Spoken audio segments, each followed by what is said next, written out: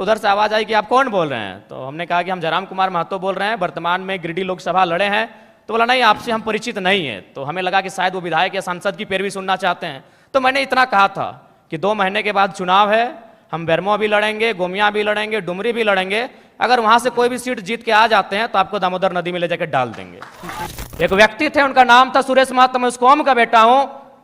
उनको मारा गया था, उनकी सांसें थी, उनके दोनों पांव को काटा गया था। उनकी सांसें चल रही थी, उनके दोनों हाथ को काटा गया था। उनकी सांसें चल रही थी, उनके दोनों आंख को निकाला गया था। इसीलिए मैं मीठी बात करने नहीं जानता। मुझे लगता है एग्रेशन से राज को बदलूंगा। सवाल वही था कि एग्रेशन मतलब क्या? एग्रेशन का मतलब है कठोर डिसीजन। एग्रेशन मतलब एग्रेशन का मतलब है कोई दबाव नहीं। एग्रेशन का मतलब है कॉर्पोरेट से कोई भय नहीं। एग्रेशन का मतलब है अमीरों के चंदे से पलना नहीं। एग्रेशन का मतलब होता है निडर होकर, निष्पक्ष होकर झारखंड के मुद्दों पे बात करना, झारखंड के मुद्दों के समाधान करने के लिए प्रयास करना। आप जयराम जी बोल रहे हैं, सुनने में अच्छा लग रहा है। आप बोल रहे हैं नहीं, सुनने में नहीं, आप तब झारखंड राज्य को नहीं समझते हैं सन्नी जी। मैं बोल रहा हूँ एग्रेशन नहीं, आप नहीं समझते हैं झारखंड राज्य को। मैं एग्रेशन सुनने में अच्छा नहीं लगता, यही रियलिटी है। एग्रेशन मतलब क्या जानते हैं आप झारखंड राज्य को महोदय? एग्रेशन मतलब आप क्या जानते हैं झारखंड राज्य को? हम उस राज्य से आते हैं जहां एक संसद ने सीने में 12 गोली खाई थी। हम उस झारखंड से आते हैं जहां MP member of parliament Sunil Mahato ने 1 2 3 4 5 6 7 8 9 10 11 12 गोली खाई थी सांसद ने।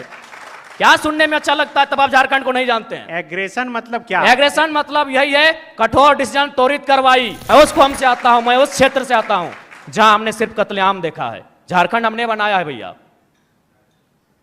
निर्मल महतो के सीने में गोली लगी थी, तब झारखंड का चर्चा दिल्ली में हुआ था। तब राजीव गांधी को पता चला था कि हां, झारखंड की डिमांड किया जा रहा है। तो मुझे लगता है एक बार ये श्रीमान, ये नियम कानून, एक बार एग्रेशन की गवर्नमेंट होनी चाहिए। बाकी यूथ डिसाइड करे। मेरा जो व्यवहार है, फॉलो अप के मंच में भी मेरा यही व्यवहार है। पसंद लगे वोट कीजिएगा, ना लगे इग्नोर कीजिए। नहीं, अगर आप चाहते हैं मेरे अंदर की आक्रामकता कम हो, आप चाहते हैं मेरे अंदर की उग्र भावना कम हो, तो आज प्रबुद्ध लोग बैठे हैं। आज माननीय मंत्री दीदी बैठी हैं, आज माननीय मंत्री महोदय बैठे हैं, मंत्री 3 मंत्री बैठे हैं, आज प्रदेश अध्यक्ष महोदय बैठे, सांसद महोदय बैठे हैं, झारखंड मुक्ति मोर्चा के फिलहाल पालनहार हैं बैठे हैं, आज विधायक मैडम बैठी हैं, यहाँ भी एक विधायक बैठे हैं, यहाँ भी एक विधायक बैठे हैं। ये लोग तय करें कि इस प्रकार का जुल्म, शोषण, अत्याचार एक आम व्यक्ति पे, यानी जो लोग हाशिए पर हैं, जो लोग निम्न स्तर पे हैं, उनके साथ अन्याय नहीं होगा। जयराम महतो प्रेम की कविताएं लिखेगा, इनकलाब। जयराम महतो के सपनों का झारखंड कैसा है? अभी चूंकि आप चुनाव लड़ने की घोषणा कर चुके हैं, 81 सीट पर चुनाव लड़ने जा रहे हैं, तो किन बात को लेकर जा रहे हैं जनता के बीच? आपके हिसाब से कैसी पॉलिटिक्स होनी चाहिए, कैसा झारखंड होना चाहिए? सबसे पहले द फॉलो अप का बहुत बहुत धन्यवाद, आभार कि आज के इस कार्यक्रम में हमें जगह मिली है। जहाँ तक मेरे सपनों का झारखंड, तो मैं उन महापुरुषों से भिन्न नहीं हूँ, चाहे वो बिरसा भगवान रहें, तिलका मांझी रहें, विनोद बिहारी महतो रहें या शहीद निर्मल महतो रहें। मैं उनसे भिन्न नहीं हूँ। मैंने उन्हीं की परछाई को, उन्हीं के विचारों को आत्मसात करके राजनीति में कदम रखा है। तो मेरा मानना है कि झारखंड अलग राज्य की लड़ाई जिन मुद्दों के साथ लड़ी गई थी, वही मेरे मुद्दे होंगे। झारखंड अलग राज्य की लड़ाई में जो सोच के साथ इस राज्य को अलग किया गया था कि जब ये राज्य अलग होगा तो यहाँ के युवाओं के पास क्या अधिकार होगा, जब ये राज्य अलग होगा तो यहाँ के किसानों के पास क्या स्वतंत्रता होगी, मेरे मुद्दे वही होंगे। झारखंड जो हमारे झारखंड के नाम में ही छुपा है, झाड़ यानी जंगल, खंड यानी जमीन का एक भूभाग, और हमारी जो निरंतर लड़ाइयाँ रही हैं आदिकाल से, वो इसी विषय को लेकर रही हैं। तो जब मैं विधानसभा के चुनाव में जाऊंगा, मेरा पहला मुद्दा इस राज्य में एक सुदृढ़ स्थानीय नीति का रहेगा। चूँकि मैं जिन क्षेत्रों से आता हूँ वो कोयलांचल का क्षेत्र है। आज भी मैं जब कोयलांचल से होकर आया तो लोगों ने अपनी समस्याओं को, लगभग 15-20 आवेदन मेरे पास पड़े। जब मैं एक सामान्य सा बालक हूँ, मैं एक साधारण सा बालक हूँ, और मुझे प्रतिदिन 15 से 20 समस्याओं को सुनना पड़ता है, जो समस्याएँ होती है ज़मीन से संबंधित। इसलिए मेरा मानना है कि जमीन संबंधित जो कानून जो आज हमारे राज्य में हैं भी, CNT, SPT, लेकिन जो लोग सरकार में बैठे हैं उनके मैनिफेस्टो में शामिल होने के बाद भी प्रभावी रूप से लागू ना हो पाना, प्रभावी रूप से उन विषयों पर चर्चा नहीं कर पाना, उनको संरक्षण ना दे पाना, एक बहुत ही गंभीर विषय है। और मेरा मानना यही है, चूँकि मैं किसान वर्ग से भी संबंध रखता हूँ, एक किसान का बेटा हूँ, तो मेरे हिसाब से जो ज़मीन संबंधित मुद्दे हैं वो मेरे प्राथमिक मुद्दे होंगे। उसके बाद आज छात्रों की समस्या देख सकते हैं। आज सीजीएल के छात्र, जैसे सीजीएल के छात्र आज धरने पर बैठे हैं। विगत जो पहला एग्जाम हुआ था उस एग्जाम में धांधली हुई, इस एग्जाम में धांधली का मामला सामने आ रहा है। तो निश्चय एक बेहतर नियोजन नीति हो और इस तरीके से एग्जाम को लिया जाए कि धांधली ना हो, गड़बड़ी ना हो, और महत्वपूर्ण सबसे कि अन्य राज्य से लोग जो हमारी हकमारी कर रहे हैं वो कम से कम रुके। उसके लिए मेरे पास मेरी योजना होगी कि हम लोग प्रखंड स्तरीय भाषा के आधार पर एग्जाम लेंगे, क्योंकि भारतीय संविधान आर्टिकल 1516 इस बात का उल्लेख करता है कि हम जात के आधार पर भेदभाव नहीं कर सकते हैं, हम धर्म के आधार पर भेदभाव नहीं कर सकते हैं, हम उद्गम स्थान के आधार पर भेदभाव नहीं कर सकते हैं, हम लिंग के आधार पर भेदभाव नहीं कर सकते हैं, लेकिन भाषा का कहीं जिक्र नहीं है। तो मेरा मानना है कि सरकार को इस विषय पर सोचना चाहिए। हम लोग अगर सरकार में आते तो इस विषय पर सोचेंगे कि जो प्रतियोगिता की परीक्षाएं होंगी वो हमारी भाषाओं में होंगी। फॉर एग्जाम्पल, जैसे मान के चलिए कोई हिंदी का पेपर आता है परीक्षा में, उसमें एक सवाल आता है कि आंख का तारा इसका मतलब क्या होता है, आग बबूला होना इसका मतलब क्या होता है। तो झारखंड के अभ्यर्थी के साथ साथ इस सवाल का उत्तर बिहार के अभ्यर्थी को भी मालूम है, इस सवाल का उत्तर उत्तर प्रदेश, मध्य प्रदेश, राजस्थान के अभ्यर्थी को भी मालूम है। लेकिन अगर हम अपनी भाषा को प्रमोट करेंगे, अपनी कल्चर को अगर प्रमोट करेंगे प्रतियोगिता परीक्षाओं में, और वहाँ सवाल ये रहेगा, मान के चलिए मैं धनबाद के तुपचांची ब्लॉक से आता हूँ और वहाँ एक मुहावरा चलता है, पखड़ तरे हाथ करे करे झाँक, ना ये राजस्थान को समझ में आएगी ना ये उत्तर प्रदेश को समझ में आएगी। इससे क्या होगा कि नियम भी बना रहेगा और हमारी जो नौकरियों में हकमारी हो रही है वो भी सुरक्षित रहेगा। लेकिन जयराम जी, आपका जो आंदोलन शुरू हुआ वो भाषा के आंदोलन से ही शुरू हुआ, उसमें एक नारा भी लगा कि भोजपुरी भाषा नहीं चलतो। तो आपके बगल में जो ठीक बैठे हैं वो पलामू प्रमंडल से हैं। जी, आप मेरा पहला ही वीडियो सुनेंगे। तो मेरा सवाल ये है कि क्या जयराम अब इतना तैयार हो गए हैं कि बगल में बैठाने के लिए तैयार हैं? जी, आप मेरा पहला ही वीडियो सुने होंगे, मेरा तर्क सुने होंगे कि धनबाद और बोकारो की सीमा पश्चिम बंगाल से लगती है। यदि यहाँ के ब्लॉक में सटे हुए जो ब्लॉक हैं अगर उनमें कोई अन्य राज्य, तो मैंने कहा कि यहाँ के लोग बांग्ला बोलते हैं, नो डाउट, क्योंकि हमारा मानभूम का इतिहास रहा है। लेकिन आप बिहार की भाषाओं को, उत्तर प्रदेश की भाषाओं धनबाद और बोकारो में लेके आएंगे तो डंके की चोट पर आज भी कह रहे हैं वो बोरो लैंग्वेज है। आप उनको अगर पलामू में लेके आएंगे तो मुझे आपत्ति नहीं है, आप उनको कोडरमा के कुछ प्रखंड में लेके आएंगे मुझे आपत्ति नहीं है। जो बिहार राज्य के सीमावर्ती क्षेत्र हैं, यदि आप वहां भोजपुरी मगही की बात करते हैं तो समझ में आता है, धनबाद और बोकारो में लेके आएंगे तो वो बोरो लैंग्वेज है। हाल ये पूछा जा रहा है कि जयराम महतो किसके साथ ज्यादा सुटेबल फील करेंगे, कंफर्टेबल किसके साथ हैं, एनडीए के तरफ या इंडिया अलायंस के तरफ? हम लोग अकेले ठीक हैं सर। चुनाव के बाद भी?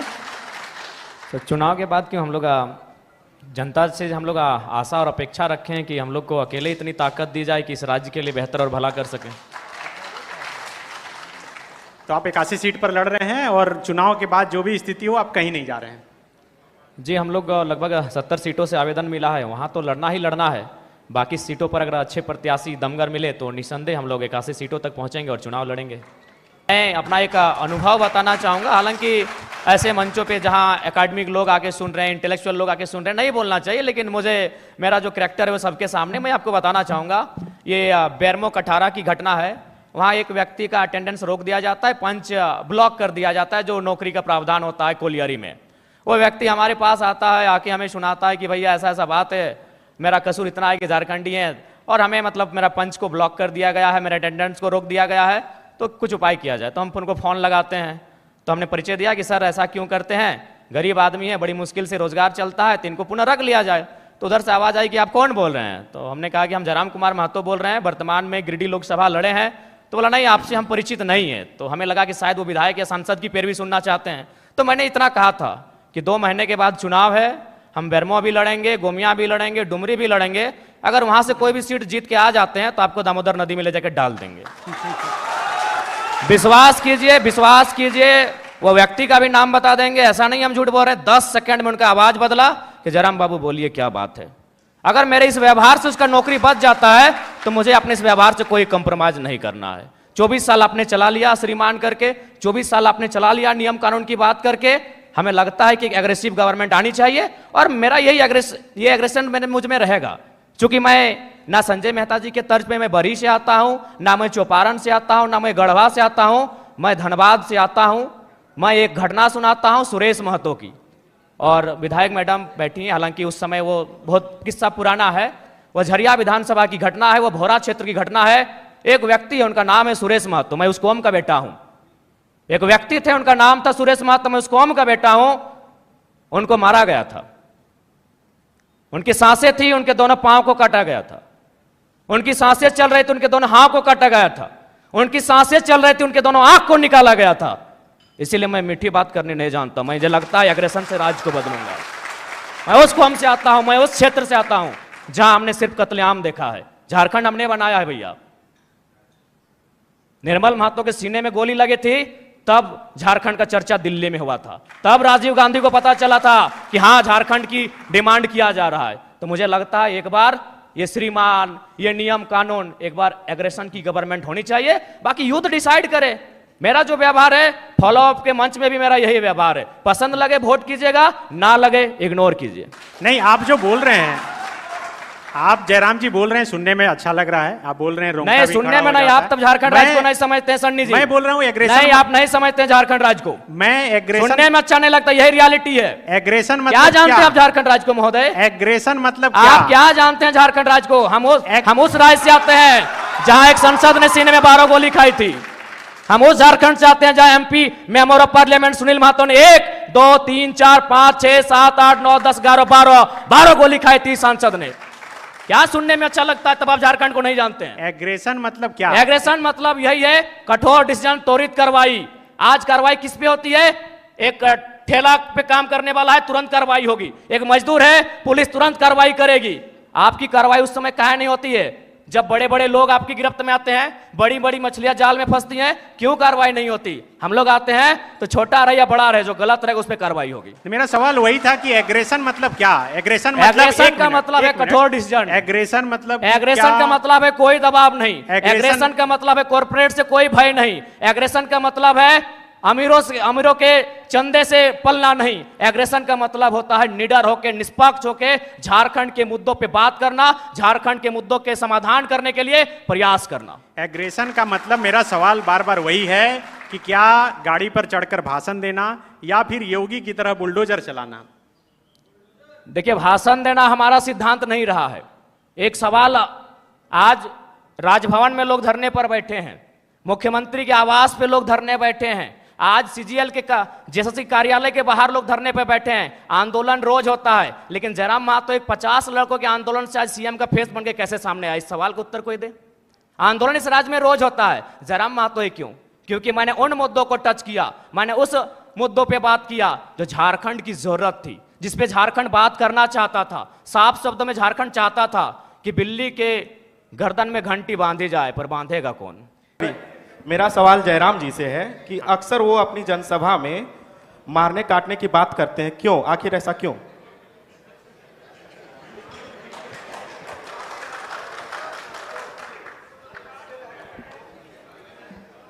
देखिए, हम भी एक पढ़ा लिखा छात्र हैं और वर्तमान में पीएचडी का स्कॉलर हैं। विनोद बिहारी महतो विश्वविद्यालय धनबाद से इंग्लिश लिटरेचर में पीएचडी कर रहे हैं। और बिल्कुल आज से 2 साल पहले मेरा ना ये कैरेक्टर था, ना मेरा यह व्यवहार था, ना मेरा ये स्वरूप था। लेकिन यदि आप पा रहे हैं कि मेरे अंदर आक्रामकता आई है, यदि आप पा रहे हैं कि मेरे अंदर कुछ हिंसक विचारधारा आई है, ठीक है, मैं स्वीकार करता हूं, खुले मंच पे स्वीकार करता हूं। लेकिन एक बात बताइए, यहाँ जितने भी प्रबुद्ध लोग बैठे हैं, जब मैंने, ठीक है, मैंने कुछ ऐसी बातों को कहा जिनमें हिंसा प्रतीत हो रही है, लेकिन उस बात को समर्थन करने वाले 99% होते हैं। जैसे हाल ही फिलहाल आपको मेरा बागमारा का वो वीडियो क्लिप पूरे देश में वायरल हो रहा है, जिसमें मैं एक बोतल को टेबल में पटक रहा हूं। उस वीडियो को जो अपने आप को सो कॉल्ड पढ़े लिखे मानते हैं, उन्होंने कहा कि नहीं ये गलत है, लेकिन 99% लोगों ने कहा कि नहीं ये सही है, ये लड़का ठीक कर रहा है। अब सवाल ये है कि ठीक है, मेरी बातों में हिंसा है, लेकिन हिंसा की विचारधारा को 99% लोग पसंद क्यों कर रहे हैं? ये इस राज्य का सबसे बड़ा कारण है। यानी इसका कारण ये है कि आज एक आम व्यक्ति लोकतांत्रिक भारत में, अलग झारखंड राज्य में, स्वतंत्र भारत में इतना दबाया जा रहा है, इतना सताया जा रहा है, इतना उसका दमन, इतना दोहन किया जा रहा है, उसके साथ इतना अत्याचार किया जा रहा है कि मेरे इन विचारों को पसंद कर रहा है, लाइक कर रहा है। उदाहरण के लिए जो बागमारा को लेकर आप चर्चा कर रहे हैं, जिस मेरे वीडियो को आज पूरे देश में लगभग 50 लाख से ज्यादा लोगों ने देखा, मैं आपको थोड़ा बता ही देता हूं।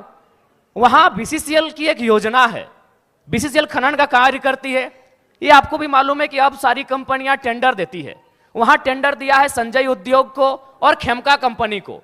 वहां जो मजदूर हैं 2018 से काम कर रहे हैं, यानी 6 साल है। 6 साल से उनका वेतन वही का वही है। और सबसे ताज्जुब और हैरत की बात है कि उनका एचपीसी वेतन 32,000 होता है। ताज्जुब कीजिएगा और लोकतंत्र के होने पे शर्म भी कीजिए, उनको 6,000 वेतन मिलता है।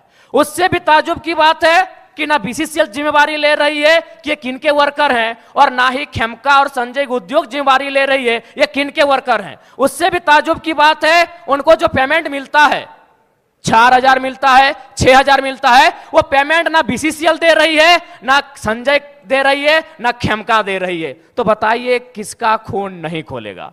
मैं बनावटी इंसान नहीं हूं। उस मीटिंग में 52 मिनट डिस्कशन हुआ था।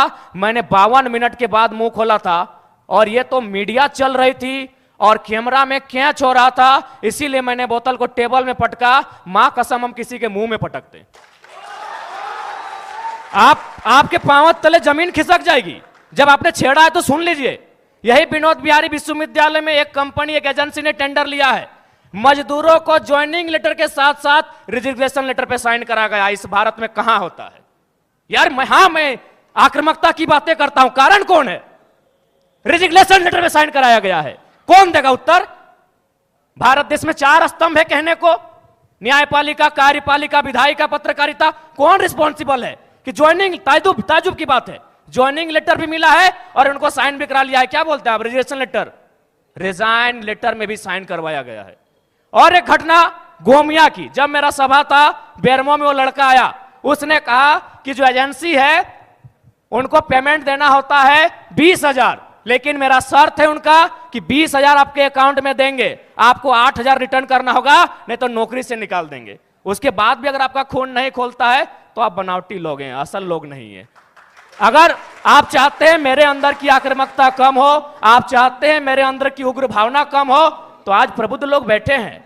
आज माननीय मंत्री दीदी बैठी हैं, आज माननीय मंत्री महोदय बैठे हैं, मंत्री 3 मंत्री बैठे हैं, आज प्रदेश अध्यक्ष महोदय बैठे, सांसद महोदय बैठे हैं, झारखंड मुक्ति मोर्चा के फिलहाल पालनहार हैं बैठे, आज विधायक मैडम बैठी हैं, यहां भी एक विधायक बैठे हैं, यहां भी एक विधायक बैठे हैं।